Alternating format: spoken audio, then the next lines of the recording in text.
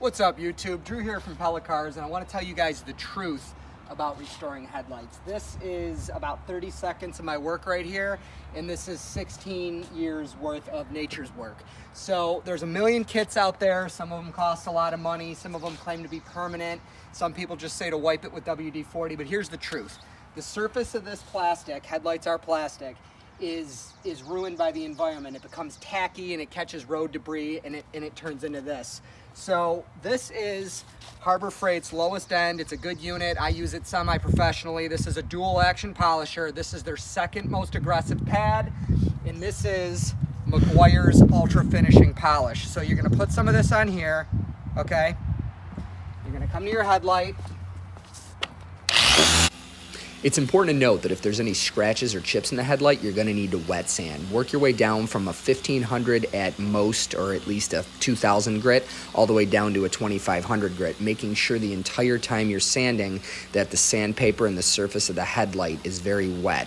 It's important that it's wet because if it's not, you're just going to put more scratches into the headlight. So once you're done, you should have an even hazier surface, but one without apparent scratches. Then buff like I'm demonstrating, and you're going to have a great shiny headlight.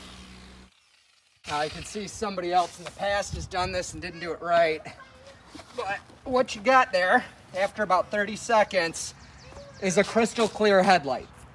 Now, yes, this is more expensive than a $15 kit. That's about a $45 or $50 dual action polisher.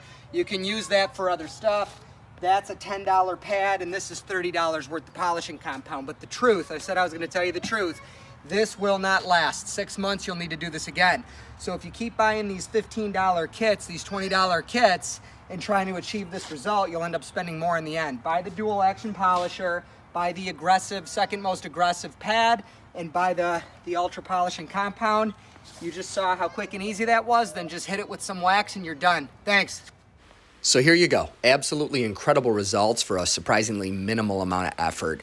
Don't forget though, unfortunately, this is not a permanent fix. Once a headlight has become hazy, it's part of the maintenance of the vehicle. This is going to need to be done periodically. But once you've made that initial investment, you have the materials, you have the tools, and you could do it as often as you'd like. So if this video has been helpful, please like it and don't forget to subscribe to the channel. Thank you.